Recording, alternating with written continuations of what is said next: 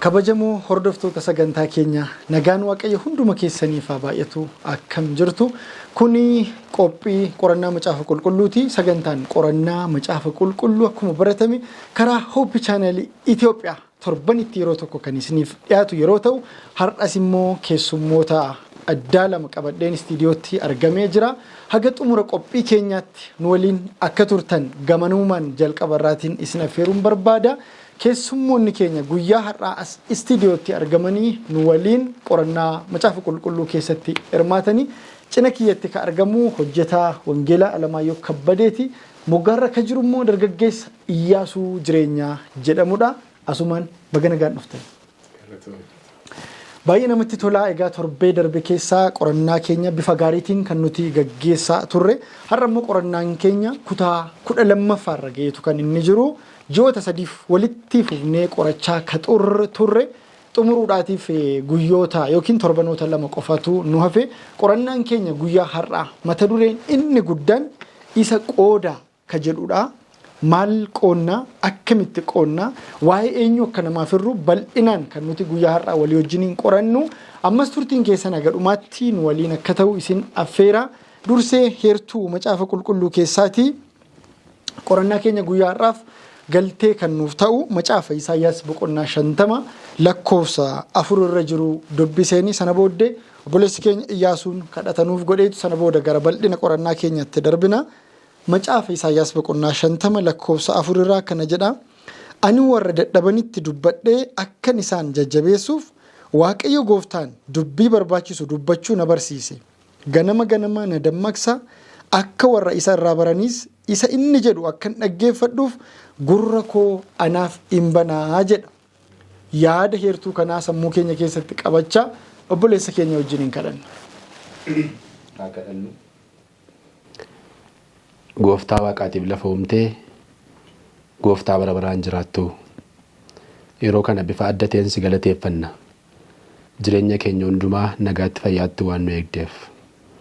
Biyya lafaa kana irratti haalonni rakkisoo ulfaatoo ta'an hedduun utuu jiranii isaan keessa nu dabarsuudhaan yeroo kanaaf sa'aatii kanaan waan nu geesseef haddumaan immoo hundarra kan caalu dubbii kee dubbii ulfina qabeessa dubbii namatti tolu dubbii nama fayyisu dubbii jireenya bara baraatti nama galchu dubbii akkasii barachuudhaaf dubbii akkasii hubachuudhaaf qayyabachuudhaaf yeroo ulfina qabeessa akkasii kana waan nu laatteef si galateeffannaa maqaa Gooftaa Yesuus Kiristoosiin Waaqaaf lafa irratti si haa galatu. Ameen. Yeroo kana immoo nuyi sagalee kee dhaga'uu barbaanna sirraa barachuus barbaanna dubbii kee kan nama barsiisuu danda'u immoo Hafuura Qulqulluudha. Sa'aatii kana gidduu keenyatti akka argamtu dubbii ulfina qabeessa sagalee keessa dhugaa kana yeroo nuyi asii dubbannu uummattoonni iddoo garaa garaa ta'anii dhaggeeffatan daawwatan sagalee kana sirriitti dhaga'uudhaan jireenya isaanii keessatti jijjiiramni tokko uumamee waa'ee mootummaa Waaqayyoo hubachuudhaan waa'ee dhufaatii Gooftaa Yesuus Kiristoos hubachuudhaan sirriitti jireenya isaanii qopheessuu akka danda'aniif maqaa Gooftaa Yesuus Kiristoosiin isaan gargaaruun fedhaaf jaalala kee haa ta'u. Sagaleen kun kan keeti, dubbiin kun kan keeti, uummata dhaggeeffatus uummata iddoo garaa garaa jirus kan keeti, warra kan kee ta'an immoo barsiisuu beektaa, qajeelfachuu beektaa, ittimuu beektaa, dhuga ba'umsa addaan isaa yaadachuu beektaa. Maqaa Yesuus Kiristoosiin garboota kee hundumaa isaa yaadachuun fedhaaf jaalala kee haa ta'u. Anas obboloota koo walii wajjin istuudiyoo kana keessatti argamne hunduma keenya ati eebbisi. Dubbii kanaan eebbifamne immoo Yesuus immoo dhiyootti dhufa. Dhufaatii Yesuus irratti immoo warra qooda argatan namoota akka taanu nu gargaari maqaa Gooftaa Yesuusiin. Ameen. Tole galatoomii Iyyaasuu. Egaa akkuma beekamu qorannaan keenya guyyaa har'aa waa'ee waan jireenya ofii keessatti namaa ta'e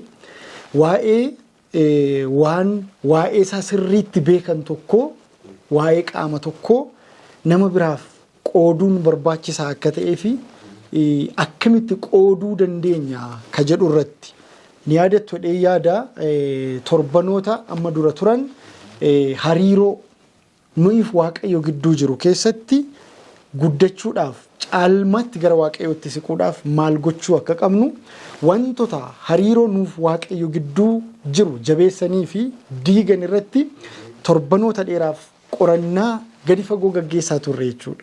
Amma qorannaa keenyaa sumaan gara xumuraatti kan nuti fidaa jirru waa'ee Kiristoos Yesuus waa'ee Waaqayyoo isa dhufee nuuf du'ee isa immoo du'aa ka'ee isa immoo gara abbaatti ol ba'ee fi yeroo dhiyootti immoo deebi'ee isa dhufu waa'ee isaa akkamittiin akka namaaf qooduu dandeenyudha guyyaa har'aa kan nuti walii wajjiniitiin qorannu.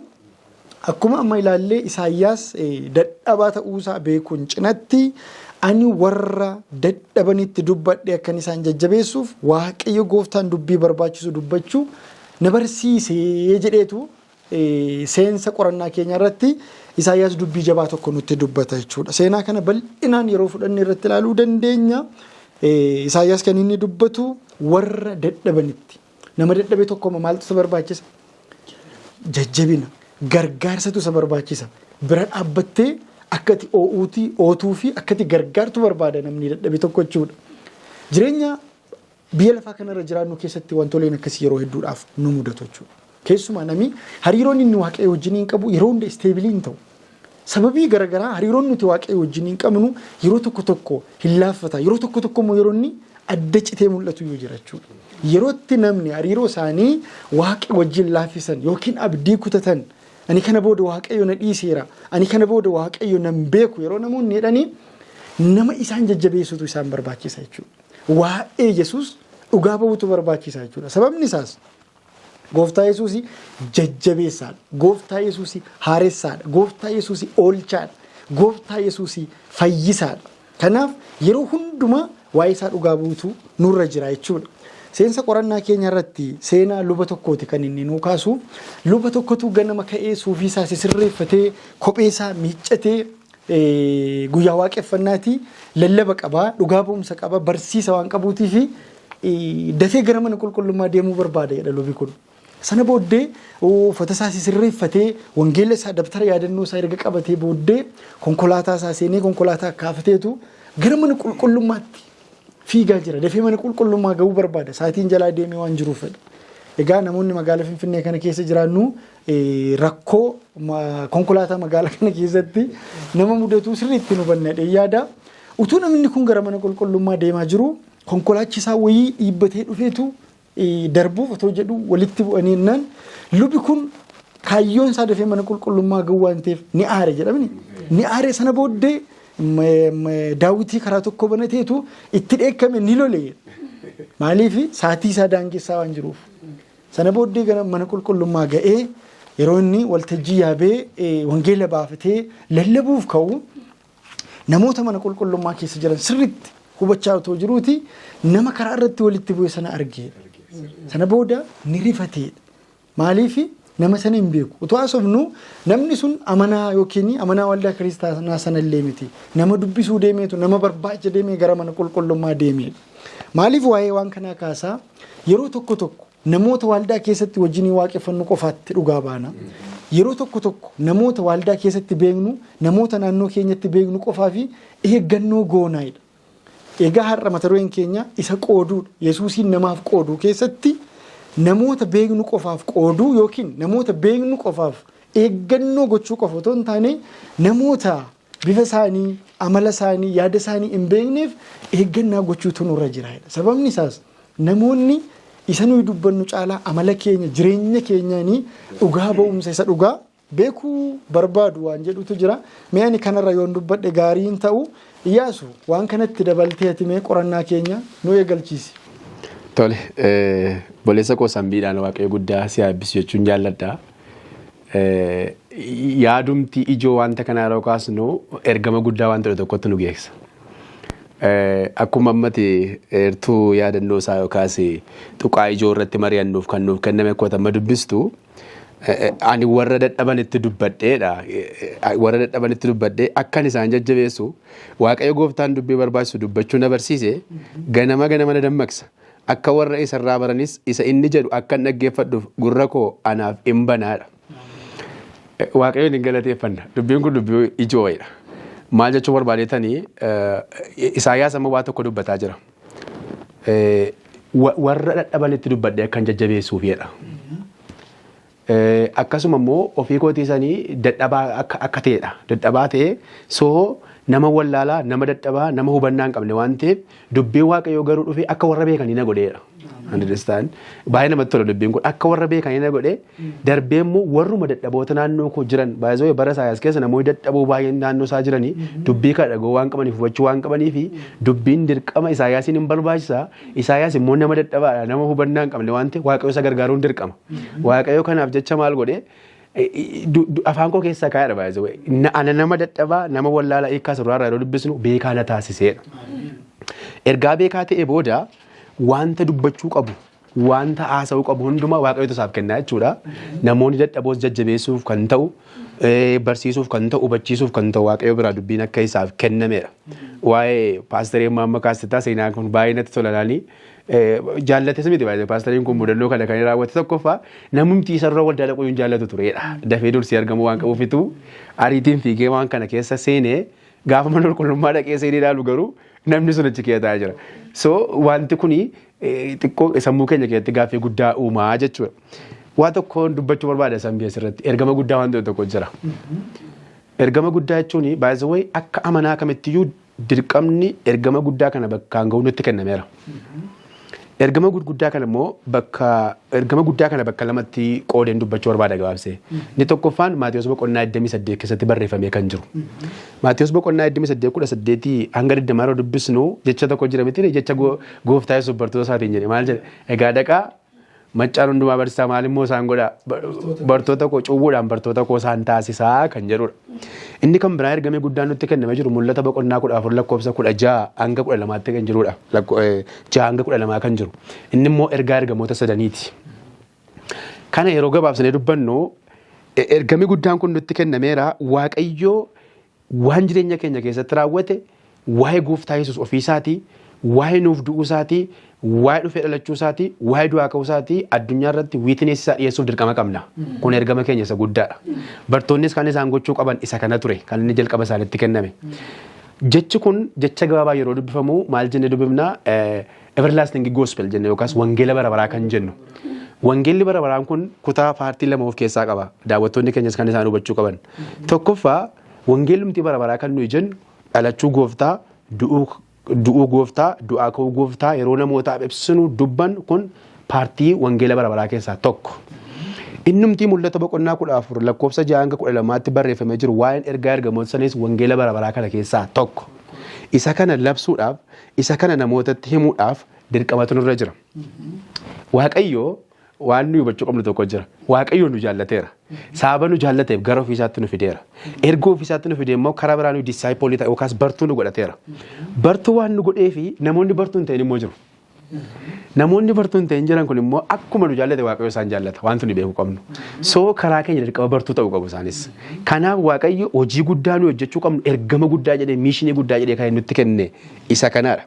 Bartoota gochuudhaaf nama tokko gara dhugaa kanaatti deebisuudhaaf ordofaa Kiristoos gochuudhaaf waa'ee gooftaa Yesuus Kiristoos hubachiisuudhaaf haalonni garaagaraa Waaqayyo akka nu itti fayyadamnu nuuf kenna jijjiiru. Isaan keessaa tokko bal'inaan yeroo ilaallu maal sitti fakkaata isaan beesirratti waan dubbachuu qabu hariiroo wayii baay'ee barbaachisaadha. Fakkeenyaaf anammaa nama waa'ee jireenya koo keessatti gooftaa Yesuus Kiristoos naaf godhe nama beekuu nama hubatu ergan ta'e dirqama siif qooduun qabate immoo nu banne taanaan. Yesuusumti inni ana keetti dinqii hojjete kun si keetti akka dinqii hojjetuufis dirqama siif qooduun qaba. Ergaan siif qoodee Naaziru waa'ee Yesuusiin barta. Waa'ee du'aa ka'uusaa, waa'ee wangeela bara baraa, waa'ee mootummaa Waaqayyoo barta. Atis darbitee kan biraa bartuu taata. Sansalata godhatee deema. Ani akka kootti nama 4 yoon bartuu isaan taasise arfanni kun immoo namoota 4 yoo qabatan akka kanatti tooftaa bartoonni fayyadaman. Exactly sansalata qaba. Inni kan biraan immoo isa hojii ergamootaa boqonnaa tokko lakkoofsa 8 irratti barreeffamee jiru nan dubbisameertu kana. Isin garuu Hafuura Qulqulluu yommuu isin irra bu'u humna hin godhattu. Yerusaalemitti, Yihuudaa hundumaatti, Samaariyaattis amma andara lafaattis dhuga baatoo kon taatu Waaqayyoo galannaa ta'u. Yeroo maal isin irra bu'u Hafuura Qulqulluu.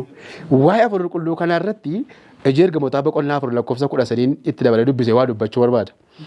Warri yaa'ii sana ishee kana nama hundumtuu akka dhaggeeffatu barbaadeertu kana.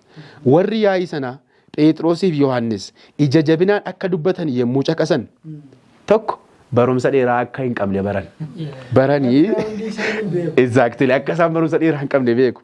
Garuu kan hin beekamnes akka ta'an hubatanii inni qifatan haa ta'u malee jarri kun Yesuusii wajjin akka turan isaaniif gale hin dubbatin jiru.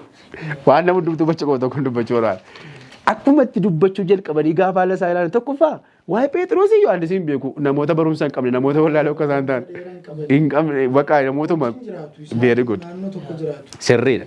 Lammaffaa immoo hawaasa keessatti fudhataman qaban nama fudhataman qabne. So gaafa dubbiin kun isaan kee ba'u otuma Phexros faa Yohaannis faa dhaqanii gabatee waan tokkotu namoota sanaaf gale kana laa wajjin akka qulqulluu maaltu isaaniif galle isaan kun Yesuus Kiristoos wajjin akka isaan turantu isaaniif gale. Baay'ee namatti tola dhugaa dubbachuudhaaf waaqayyoof galannaa ta'u. So hafuurri qulqulluun kun yeroo bu'u hojii lallabbii wangeelaa isa guddaa dhuga ba'umsa isa guddaa keessatti wantoota sadii wal faana raawwata.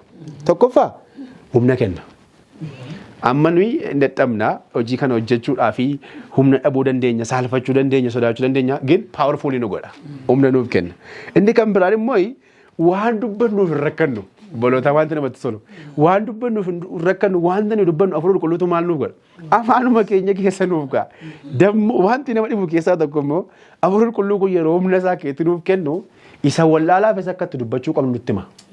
Isa qixa isaatti akka namaaf ta'u akka nama hundumaaf ta'u nu barsiisa hafuurri qulqulluun inni kan biraan jajjabina kenna. Ishee kan nama hundumtuu beekuu qaba. Amma daandii irratti baanee lallabuudhaaf sodaachuu dandeenya ta'a. Namni maal naan jedhachuu dandeenya ta'a. Humna hin qabnu jechuu dandeenya ta'a. Garuu gaafa hafuurri qulqulluun nu keessa galu maal ta'a paawerfuulii waan ta'uufi dirqama dubbachuu dandeenya humna kanatti nuuf kennamaa jechuudha. Garuu gara xumuraatti yeroon maturree kana walitti qabuudhaaf yaalu Phexrosumaaf Yohaannisitti dhufanii akkas jedhan nuyi garuu ofii keenyaan kan arginee fi kan nageenye himuu dhiisuu hin dandeenyu. Amma maaltu isaan keessa jira? Hafuura qulqulluudha waan nama dubbachuu qabu. Jalqaba humna hin qaban barumsa hin qaban dadhabina qabu turan. Hafuurri qulqulluun keessaanii ta'e jireenyi isaanii hafuurri qulqulluun wal simate hafuurri qulqulluun isaaniitti seenii hojii isaa gaafa jalqabu waan argan qabu waan dhagaan qabu kanaan booda nuyi himuu dhiisuu hin dandeenyu kan jedhu dubbatan dhugaa dubbachuudhaaf baay'ee ragaa ijaati. Kanaaf kana dubbachuu himuu dhiisuu hin dandeenyu tasumaa kan jedhu dubbatanii isaan wajjin akkuma waan hafuurri qulqulluun isaan keessatti raawwate baran waa'ee Yesuus baran waa'ee Yesuus hubatan namoota kan biroof qooduudhaaf immoo dirqama of qabuu hin dandeenye. Kan ammoo Ermiyaas dubbateera mitiire anuu sagalee of keessa kugeettu hin dubbaddu jedhee ukkaamsu yaada garuu hin dandeenye dubbadhu na godha. So gabaabumatti yeroon yaada kana walitti cuunfu hafuurri qulqulluu yeroo keessa keenya seenu hojii kana akkamitti hojjenna eenyutu hojjeta maalitti hojjenna eessatti hojjenna hin canna qabnu hafuura qulqulluuti. Garuu tuqaan xumuraa dubbadhee ittiin goloo barbaadu hafuurri qulqulluun kun immoo eenyuuf kennama kan jedhu beekuu qabna. Hafuurri qulqulluun kun warra gad of deebisanii waaqayyoon kadhatan waaqayyo akka isaan keessatti hojjechitu warra fedhan fedhii waaqayyoof hojjechuu warra baay'ee guddisanii agarsiisan keessatti argama. Gaafa argame garuu dudduuba deebi'uun hin jiru. Hojii isaa waaqayyotti of hojjetachuun barbaada yaada kana keetti cuunfuun barbaada. Thank you. Galatoomii Iyyaasuu waan bal'aadha kanatti nuuf kaastee ani immoo waa tokkotu natti dhaga'amaa ture. Keessumaa seenaa xamma kaaste waa'een Yohaannisiif Phexros kuni yoo background isaanii eessa akka isaan dhufan namoota kana olaalte hawaasa keessatti namoota beekamtii guddaa qaban miti ijoollee moototaa miti namoota bebbeekaman illee miti jechuudha. Gaafa nuti of kenninu sadarkaan nu irra jirru waaqayyoon hin daangessu.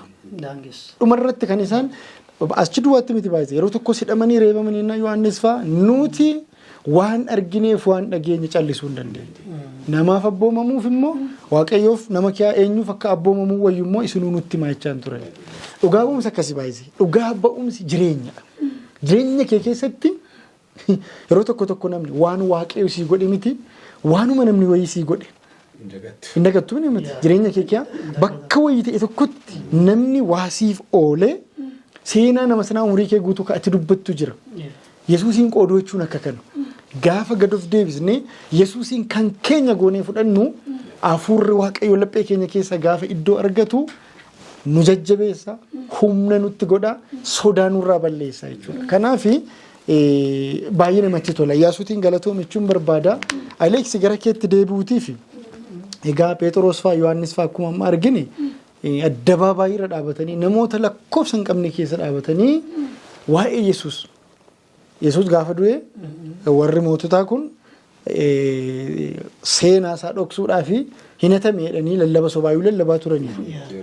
Phexros faa Yohaannis faa xiyyeeffannoodhaan lakkeedhan nuti argineerra jedhan nutti meera jedhan Inni hin hatamne hin du'e du'aa immoo ka'e. Dhugaa ba'umsi isaanii inni guddaan yeroo itti namni waa'ee Yesuus barumsa wallaalchisaa barsiisaa ture keessa dhugaa ba'umsa sirrii yeroo sirriitti kennaa turan jechuudha. Mee dhugaa ba'umsi kun akkamii namootatti akkamittiin dhugaa abaanu? Baay'ee dinqeedha.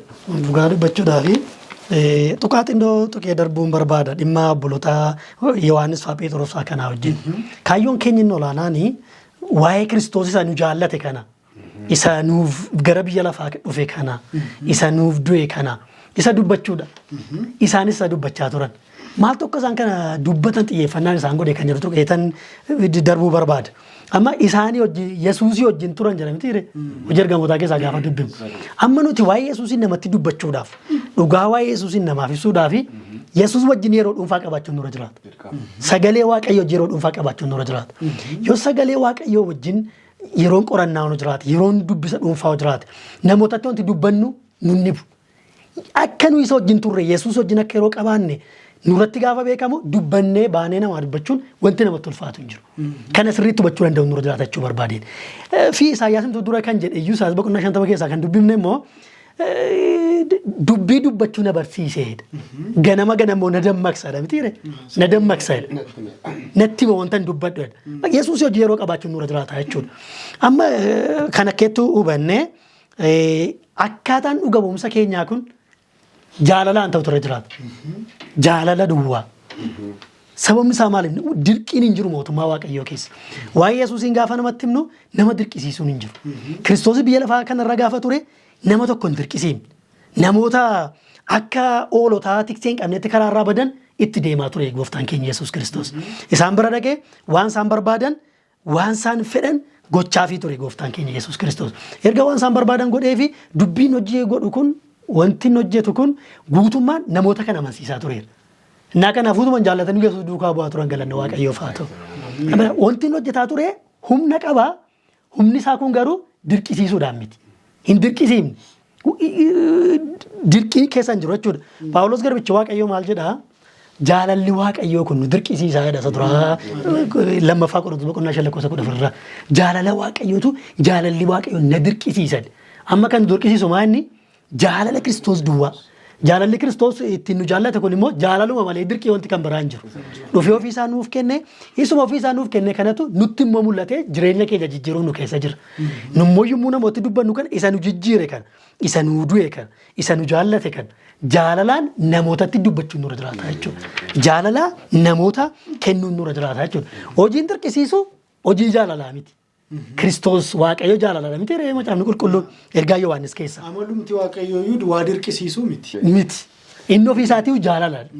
Ergaa nuyi namoota dabarsinus jaalalaan ta'u turre jiraata. Yeroon itti nama dirqisiisanii waa namaa kennuu yommuu dhufu hojiin sun hojii Waaqayyoo miti.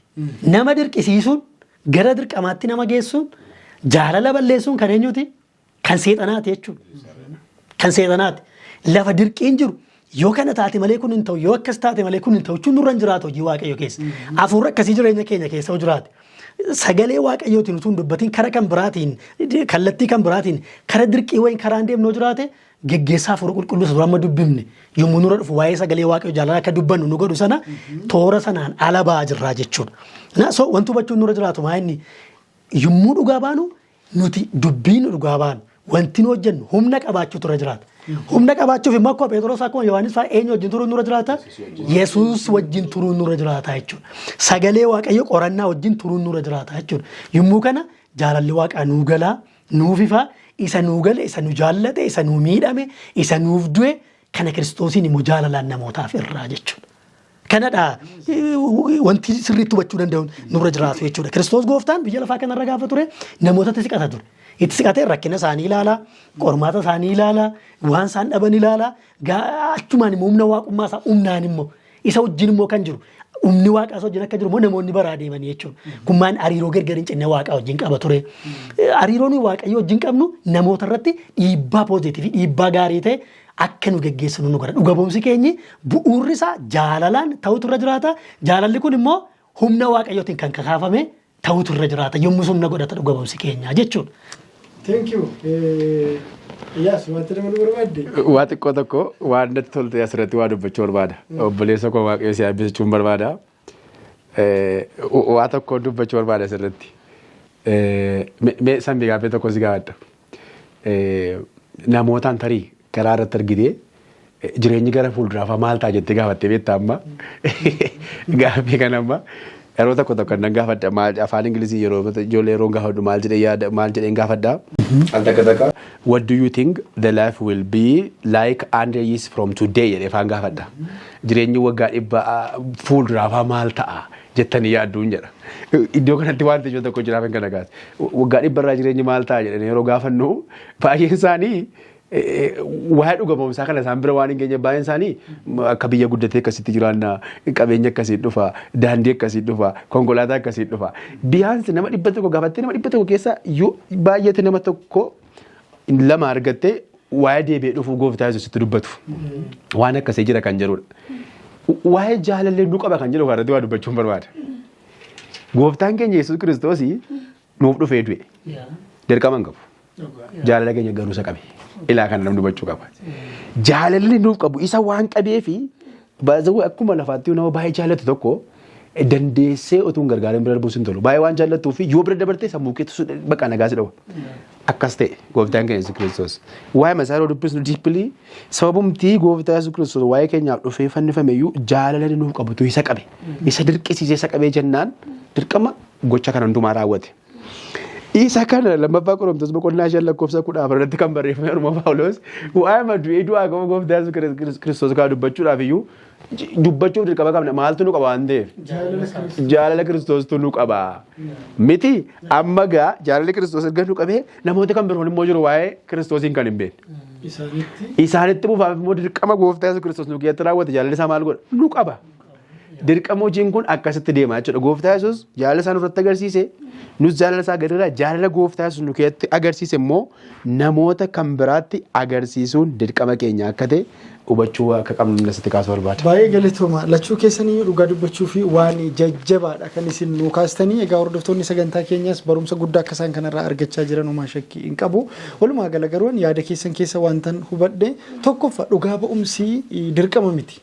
Amma yeroo tokko daandii kanarra gaafa deemtu namoonni baay'een akka nama ijoollee beektamni ijoollee daa'ima xiqqoo limmoo humnaa waraananitti waa'ee Yesuusiin kanas fudhachiisuu barbaadu. Garuu inni dhugaa ba'umsiisa kana miti. Inni jalqabaa waan dhugaa baanu sana beekuudha. Baay'ee Phexrosii fi Yohaannisiitiin namoonni kun ijoolleedha. Beekuma hamma kanaa eessaa fide? Afurri qulqulluun gaafati kadhattu gaafa ati qorattu gaafati gad of deebistee sagalee waaqayyoo irratti of gattu dhoksaa waa hundumaa sin hubachiisa jechuudha. Yaadattu yoo ta'e gaafa Yesuus fannifame oobdii Pilaaxoos fuulduratti Phexrosii gaafa bartoonni bittinnaa'anii baay'ee Yesuusitti waan siquu fi naannooma sana deddeebi'aa ture. Jaalalli wayitee tokko isa qabee baay'ee Phexrosii durumayyuu waadaa gala eenyuyyuu yoo si dhiisee baqate ani sin dhiisu moottoo akkasii wayii qaba ture jechuudha. So bakkee taa'eetu iddoo namoonni abidda qaqqaammatan achi taa'aa ture.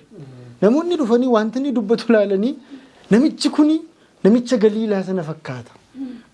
Jireenyi isaa waa'ee eenyu dhugaa ba'aa jira?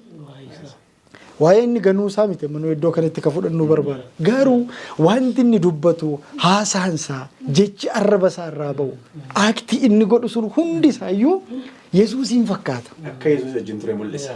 Akka Yesuusii wajjin ture mul'isa. Namoonni baay'een bartoota kan isaan hordofaa turan baay'ee bartoonni namoota hedduu waldaa baay'ee ijaaraa turan. Maaliif dhugaa ba'umsa isaanii seentariin dhugaa ba'umsa isaanii Yesuus. Inni kan biraan immoo sambii iddoo kana waan dubbachuu barbaade waan baay'ee nama yaadachiisayyuu. Ofiin tuffanne Phexros fa'a. Kiristoos Yesuus wajjin gaafa turanii isaan wajjin turuun isaanii waan isaan fayyade qaba. Nu beekumsaan qabnu wallaalota yoo ofiin tuffanne. Dhugaa ba'umsa kanaan maal godhan waa'ee Yesuus kana dubbachuudhaan maal godhan of kennanii bakka. Wallaalummaa isaanii beekumsa dhabuu isaanii hawaasa keessatti uffatamuu isaanii raawwatee isaanitti dhaga'ama. Asirraa maal barachuun nurra jiraata nuti. Wanti barachuu qabnu tokkotu jira. Miirri sodaa jireenya keenyatti dhaga'amu tura jira hin qabu. Yeroo tokko waa'ee Yesuus kana waa'ee sanuu du'ee kana waa'ee wanta nu guyyaa guyyaatti nu godhaa jiru kana dubbachuudhaaf hafuurri sodaa jireenya keenya immoo hin rakkisu jira. Keessaa ba'uun nurra jiraata kana maqaa gooftaatti. Kiristoos Yesuus wajjin gaafa turan waa'ee wallaalummaa isaanii, waa'ee humna dhabuu isaanii itti nagaamne. Ayyamamoo ta'an karaa ta'an gaafa isaan karaa ta'an itti fayyadame waaqayyo machuu barbaade. Thank you. Galatooma sillachuu mee gidduutti bishaan kunoo fuuldura keenya jira boqonnaa fudhanneetu walitti deebina. Hordoftoonni sagantaa keenya ammas turtiin keessan nu waliin haa ta'u boqonnaa booda walitti deebina.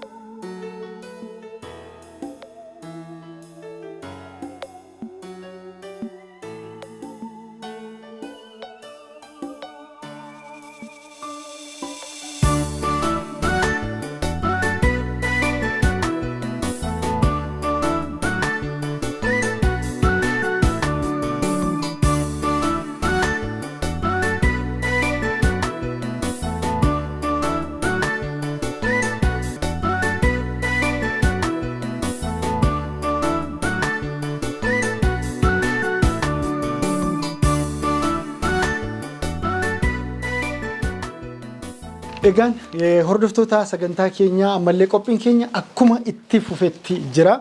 Waa'ee Yesuusiin namaaf qooduu fi akkamitti namaa qooduu akka dandeenyudha kan nuti walii wajjiniin qorachaa jirru. Gidduu keenyatti ka argaman ammas Alamaayyoo Kabbadee fi Iyyaasuu Jireenya ammas nu waliin turu. Haga xumura qophii keenyaatti ammas nu waliin akka turtanii irra deebi'ee isin affeeruu barbaada. Egaa akkuma amma walii wajjiniin ilaalaa turre Yohaannisiif Phexroosii dhugaa ba'umsa sirrii yeroo sirriitti akkamittiin akka isaan kennaa turan sodaa malee waan beekan sana waan jireenya isaanii irratti argan sana dubbachaa turan. Baay'ee yeroo tokko tokkoanii seenaa namoota kanaa yeroo dubbisu wanti ati utuun beekiin jireenya kee keessatti argite eenyu utuu afaan kee qabeellee dubbachuu dhiisuu hin dandeessu.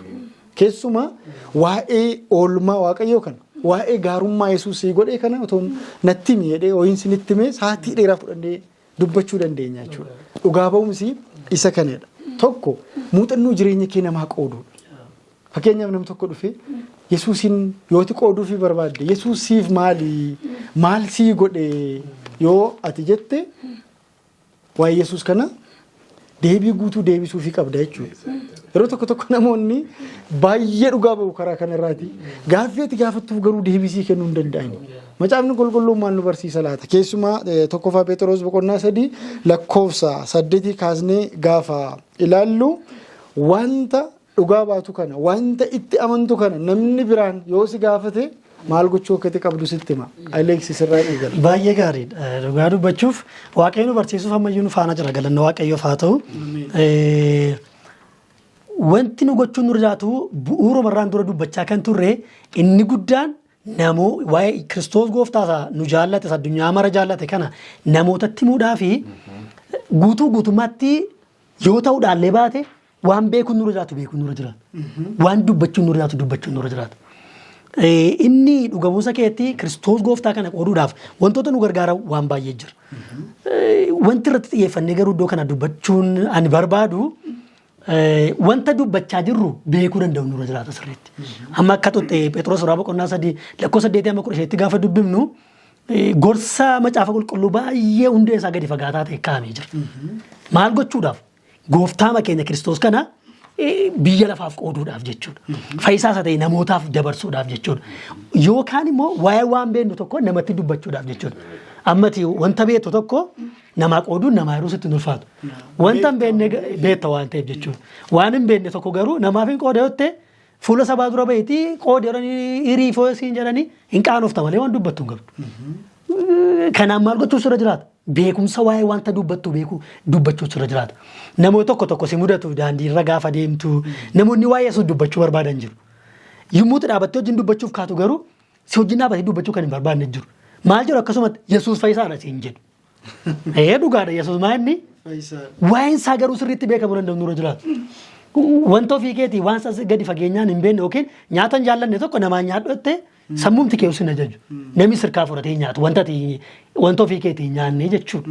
Nyaa kana waan ofii jaallattu tokko akkamitti akka hojjette waan hundumaa diteeyilii eessaa akka fidde maalirraa akka fidde akkamitti akka mi'aawu maal gootee akka inni sii mi'aaye beekus irra jiraatu. Namni si gaafatee ofiisaas baruu barbaada nama kan biraas immoo akka inni baruu barbaada namni waan ta'eef jechuudha. Kaayyoon kiristoosiin namootaaf firuu ani dhagee akka hin taa'u miti. Atis dhageessee obboleessi koos dhagee yookiin dhaggeeffattoonnis dhagaanii akka isaan ta'anii miti. Nuu galee waa'ee isaa akka maraatutti dubbachuu danda'u nurra jiraatu. Sirri akka namoota qalbii dabarseetti dubbachuu nurra jiraatu. Ekkoo akkas ta'an kaa. Ekkoo warra ammaa kun ikkoo warri seenee Pheexroos fa'aa Yohaannis fa'aa dubbanne kuni jaallatanii miti fuula namoota gurguddoo dura kan dhaabatan. Jaalala Yesuustu isaan qabee dubbichi immoo isaan guutee keessa jira dubbachuudhaaf ittiin qaana'an bakka. Waan nu sirriitti beekuun nurra jiraatu jechuudha. Inni iddoo kanarra kan jiru maanni wanti nu beekuu danda'u nurra jiraatu Yesuusiin qooduudhaaf gaafa kaanu Kiristoosiin qooduudhaaf gaafa kaanu waa'ee isaa sirnaan beekuu danda'u nurra jiraatu. Amma namoonni gaafii nu gaafachuu danda'u waa'ee Yesuusii. Amma namumti eenyu Yesuusumtati jettu kun dhiyoo gaafii nu gaafate maal deebina namoota. Maybe yeroo baay'ee immoo waldaa keessa turre irrataa waaqeffannataa waan baay'een jiraachuu danda'a. Garuu Yesuusuma Yesuusinnati jettu kun eenyuudha? Eessatti beektaa? Akkamitti beektaa? Ijaan argitee beektaa nu gaafachuu danda'u. Barri kun bara baay'amaa waan ta'eef jechuudha. Ijaan argitee beektaa nu jechuu danda'u. Nu garuu Yesuusin argine irra galanne Waaqayyoof haa ta'u. Maaliin argine? Amantiidhaan. Dubbisuudhaan jechuudha. Waa'ee nama kanaa, waa'ee waaqa kanaa, waa'ee isa nu jaallate kanaa beekuun nurra jiraata.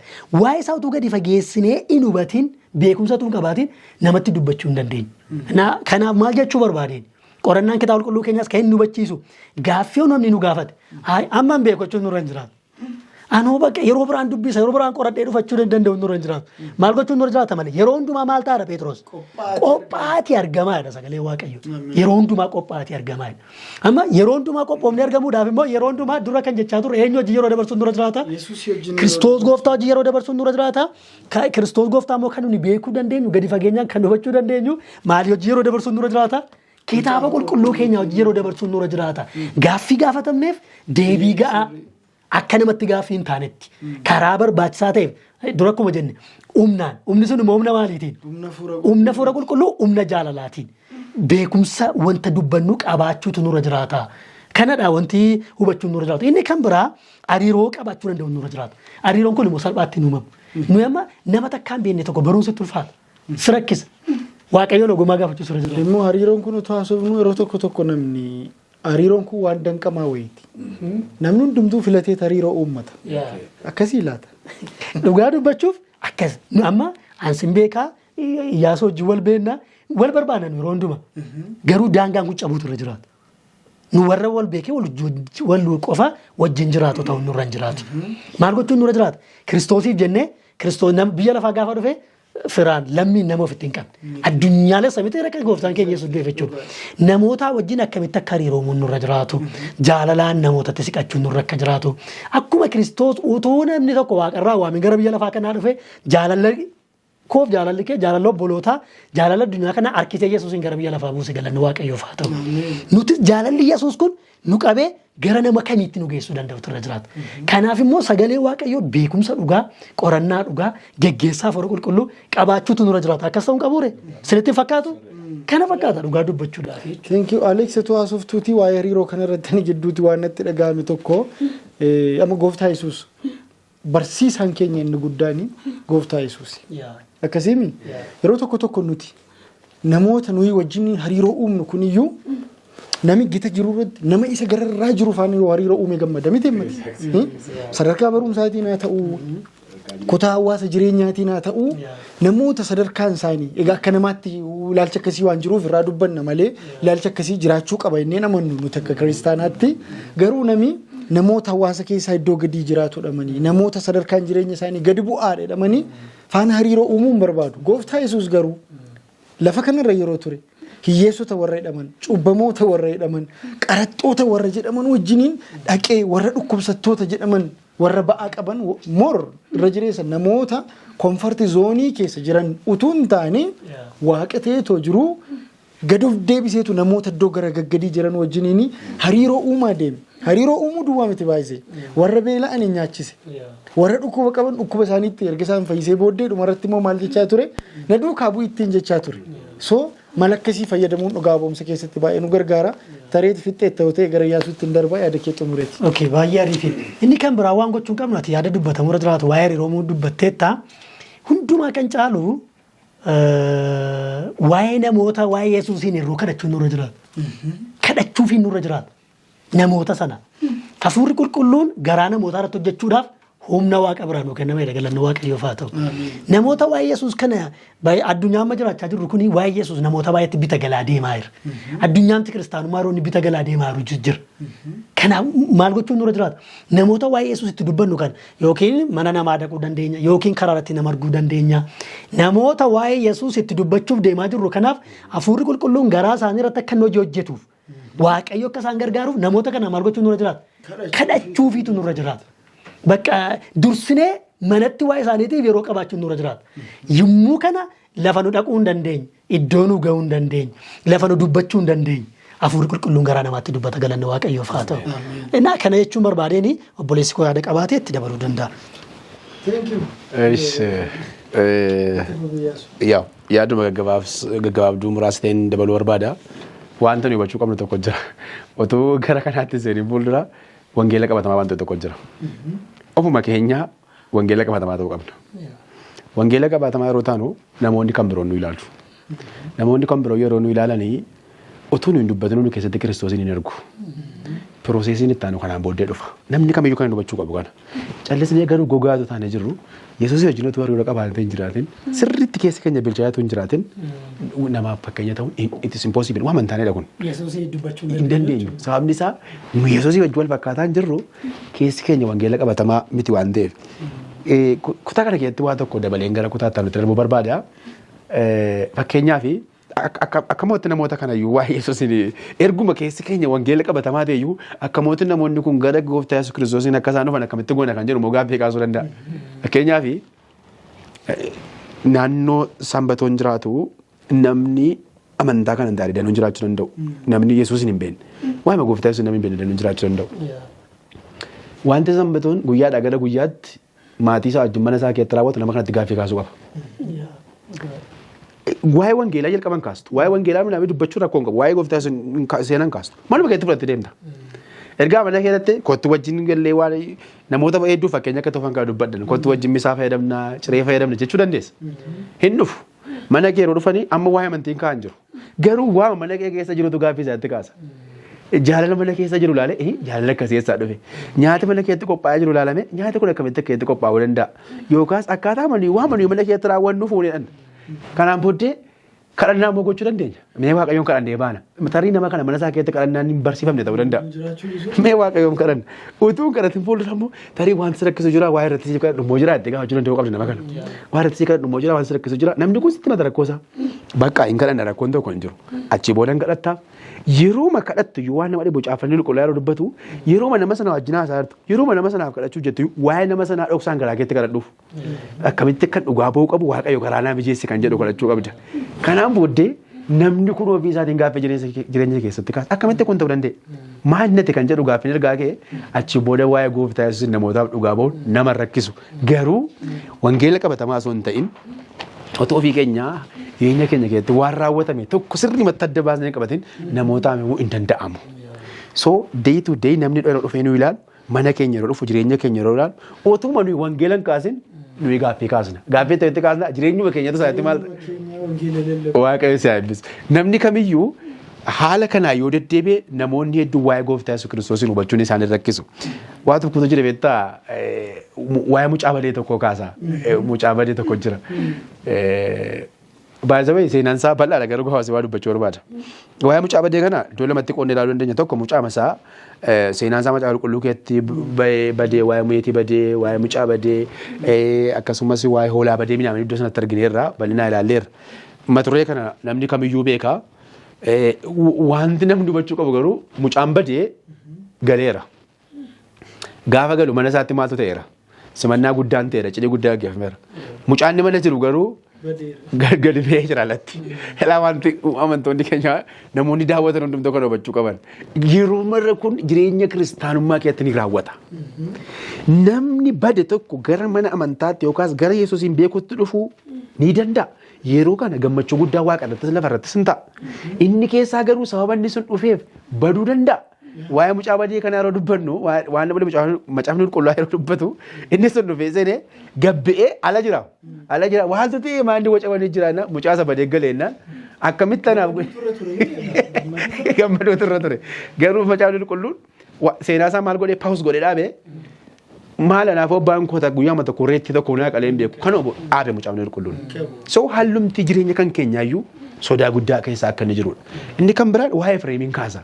Efreemii gosa ijoollee Israa'el hunda isaanii beektuu kana dubbachuudhaaf yeroon isaas nu hin ga'u. Garuu Efreem gosa ijoollee Israa'el keessaa qooda qaba. Qooda qaba jechuun karaa Yoosefiin itti waaman. Ijoollee Yoosefiin lamman eenyu turanii Minaasee fi Efreemiin turan. Isaan kun Minaaseen hangafa irratti dhalate. Efreem lammaffaa irratti dhalate. Garuu abbaan isaanii yookaas akaakayyuu isaa jennee kan waamnu garuu abbaa sanatti kan waamamu Yaaqoob yeroo eebbise Minaasee sin eebbise eenyu sin eebbise? Efreemin sin eebbise. Garuu eebbifame kan Minaasee caaleedha. Minaaseen sanyii isaan baay'ate eebbifamaan ta'a. Efreem immoo sarara caale jedheedha. Akka hangafummaa kennuutti dubbate. Kanaan booddee macaafni qulqulluun jecha Efreem jedhu kana yeroo dubbatu firuut fuuledha.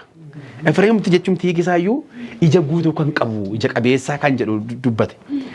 Gabaabsee dubbadhu yeroo keenya eeggachuu fi ogeessi kaameraa keenyaa yeroo keenya nutti agarsiisaa waan ta'eef jechi fruitful jedhu kun Efreemiif kenname dhuguma Efreem qoma guddaa ta'e. Baay'ee noorzeerni kan jedhaman Israa'el warri gara kaabaa kun bittaa isaa jala turanii qomoo hedduu qomoo beekamuu qomoo Israa'el keessa warra jaboo turan.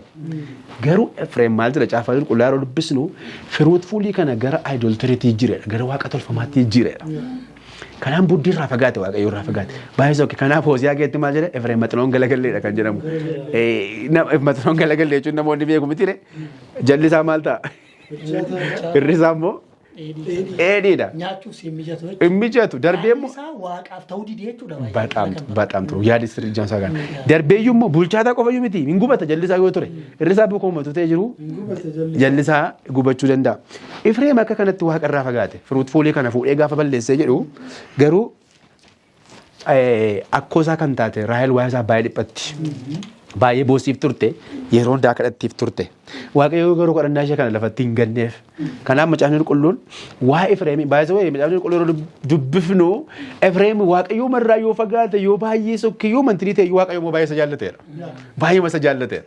Baay'ee isa waan jaallatu guyyaa tokko akka abdiin jiru isatti dubbateera. Kanaaf Efreem gaafa dhufe bakka ati waan barbaade nu gootaadha gaafa qalbii jirate. Yoo barbaadetti waan barbaade nu goote akka sangaa camadame yookaas dibicha leenjifamutu nu leenjisteetta amma bakka nu gaa'e. Gaafa dhugaa kana barate waaqayyo araaraan isa millatee gara araaraatti isa deebise. Kanaaf Ermiyaas boqonnaa 31 lakkoofsa 8 maal jedhe Efreem gosa jaallatamaa dha. Utuma akkas godhee jiru. Yaadi gabaabaan as keessatti hubannu Efreemis mucaa filatamaa ture. Harka waaqayyoon filatamee maqaa gaariitti moggaafame nama gaarii ture.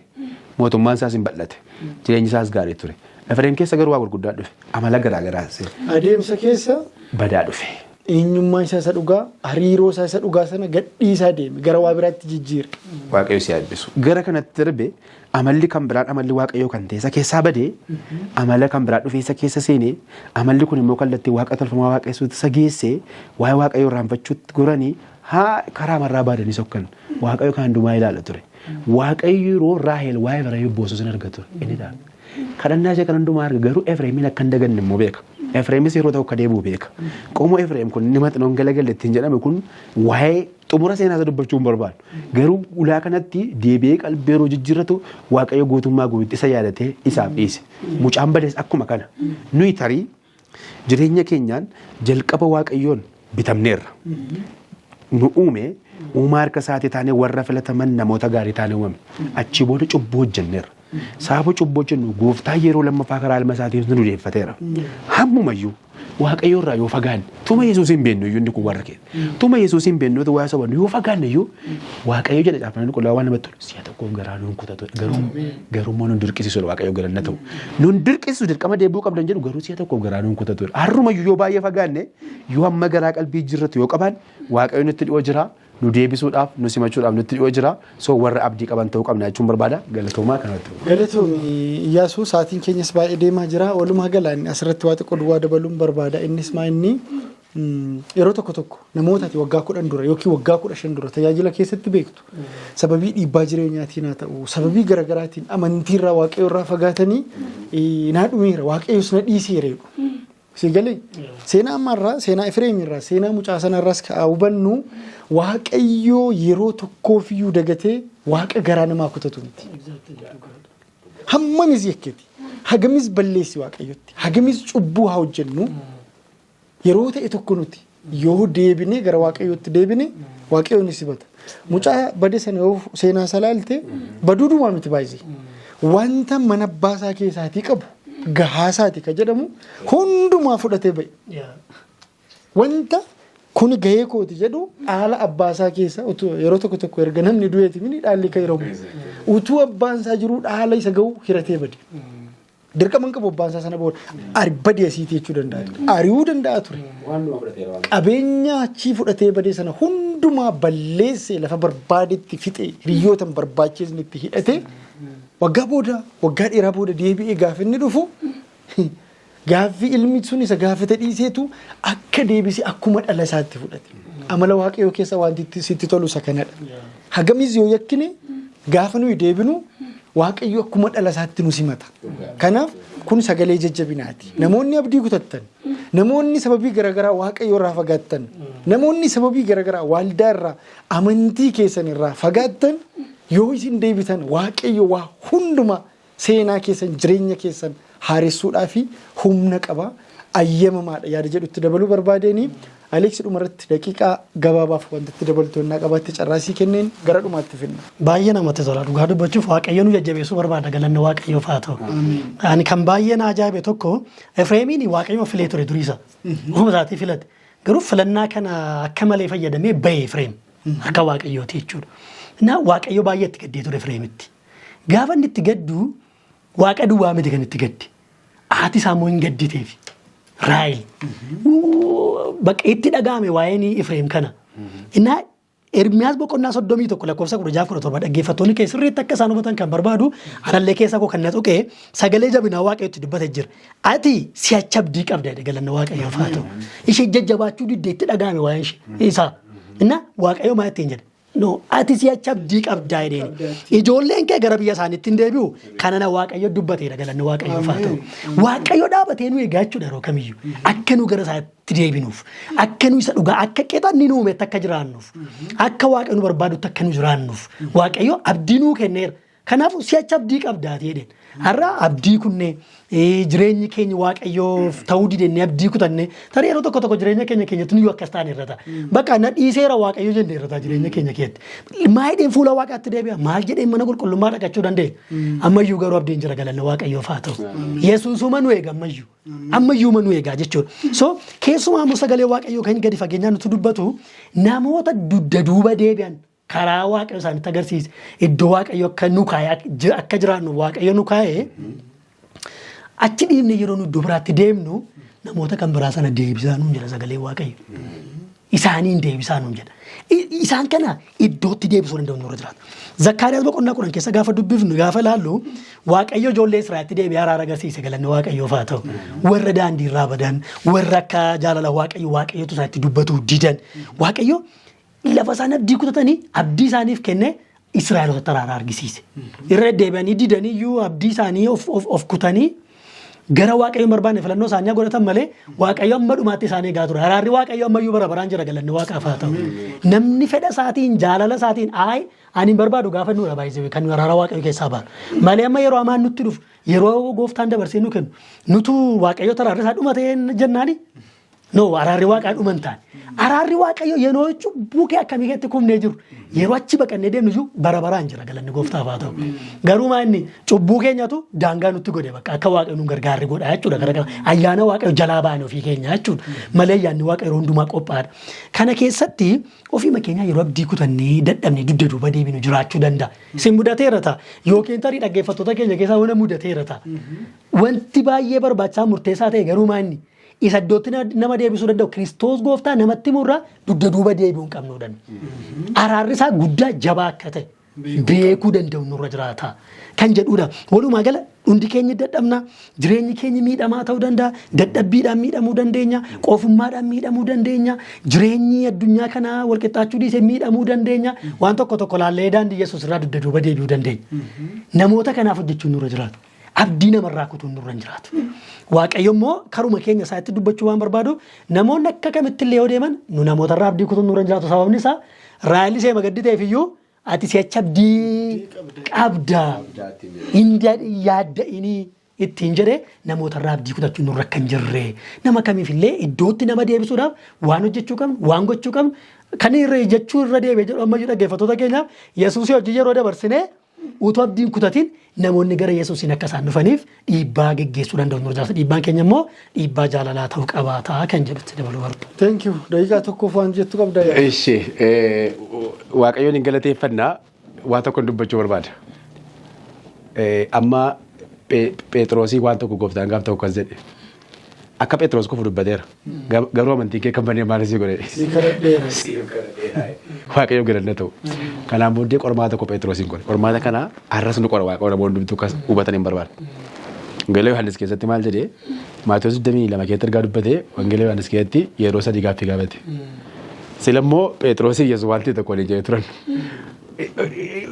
Takkuma singanu si biraa dhafu jennaan otoo hundaaqoon iyyuu meeqa nagante sadii nagante gaaffii yeroo meeqa gaafate gooftaa Yesuus yeroo 3 gaafate Phexros na jaallattaa kan jedhu sadansaa garuu waan tokko wanta adda baafnee hubachuu qabnu jira afaan Oromoo isaatiin badaa ifa godhee hin jiru beektaa wanti nama hubachuu qabu na jaallattaa yeroo jedhu waa 3 maqaa dha'e waa'ee hoolota kana hoolota afaan Oromoo isaatiin afaan kitaaba afaan Amaariffaatiin yeroo dubbifnu maal jedha gilgaalocheen xaabootocheeninna bagoocheenidha.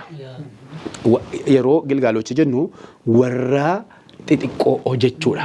Garuu maal ta'anii jiru maal jennaa kan warra hoolaa kana hodhuu dhiisaniiru jechuudha bakka biraa. Kan biroo warri xaabootocheen jennu kun hodhaa jiru. Warri kan biroon immoo gurguddataniiru. Isaan kana bakka 3tti qoodee isaanitti kenne. Isaan kan eegeen. Sadarkaan nuyi irra kee jiraannu mana kiristaanaa keettis bakkeettis namoonni sadarkaa kana 3tti qoodamu. Warra xobbee ta'an, warra giddu galeeyyii ta'anii fi warra gaggeeyyii ta'an.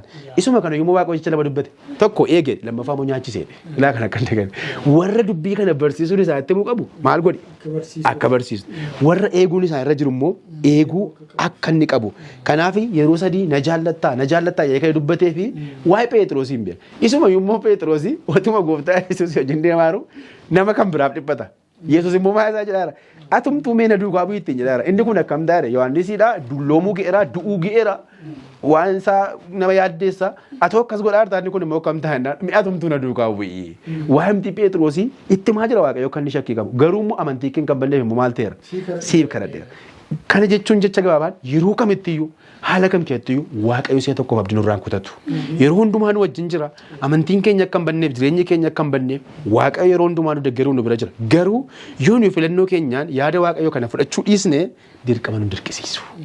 Garuu immoo haala kam keessatti yoo deebinayyuu Waaqayyo kan wajjin jiru. Galatooma turmaata keessanii fi Waaqayyo sinaa eebbisu egaa warra sagantaa kana hordofaa jirtan barumsa gadi fagoo barumsa guddaa akkasiin argattan homaa tokko shakkii hin qabu. Xiyyeeffannaan qorannaa keenya guyyaa har'aa inni jalqabaa Yesuusitti dhiyaachuu akka qabnu akka caalmaatti gara Yesuusitti dhiyaachuu akka qabnu Yesuus isa nutti dhiyaateef isa isatti dhiyaanne eenyummaasaa waaqummaasaa oolchuusaa fayyisuusaa immoo namoota biroof dabarsinee qooduu akka qabnu.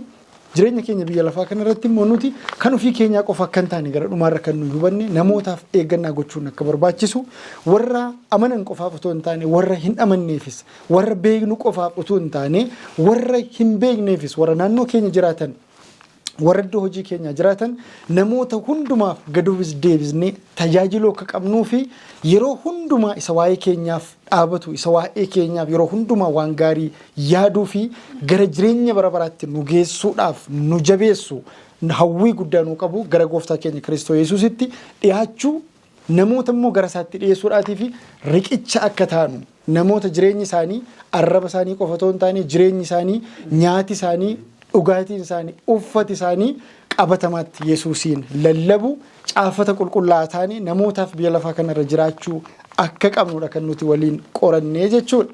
Karaa addaa obboleessa kiyyaa Alamaayyoo Kabbadee fi Iyyaasuu Jireenyaa yeroo keessan isa qaaliirraa qooddanii as istiidiyootti argamtanii sagantaa keenya waan hirmaattaniif waaqayyo isin haa eebbisu jechuun barbaada.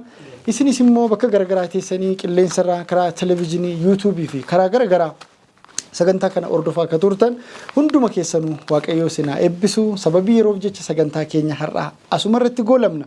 Jaalala waaqayyooti yoo ta'e torbee kutaa gara biraa fi isa dhumaa qabannee walitti deebina.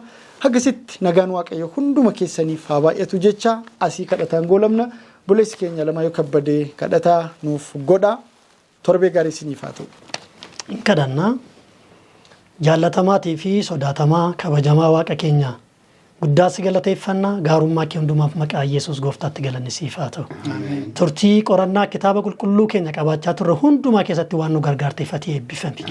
Inni dhugaan jireenya keenya Kiristoos Yesuus keessa akka dhoksinu gooftaan keenya Kiristoos Yesuus nu keessa akka jiraatu isa wajjin yeroo qabaachuu akka qabnu hafuura qulqulluu immoo ogummaaf akka isa gaafannu Yesuus isa nu keessa jiraate kan ammoo obboloota isa hin beekneef dugda duuba kan deebi'an dhugaarraa kan kaataniif akka qoonnuuf yeroo gaarii hubannaa sirrii waan nu laattee maqaa Yesuus gooftaatti ati eebbifami.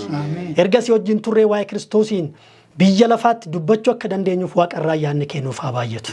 Sagalee iddoo kanatti qorachaa turre yaa Waaqayyo bakka garaagaraa ta'anii sabni kee dhaggeeffachaa kan turan bakkaaf iddoo isaan jiran hundumaatti jaalalli Waaqayyo garaa isaanii haaressu. Ayyaanni kee isaaniif haa baay'atu.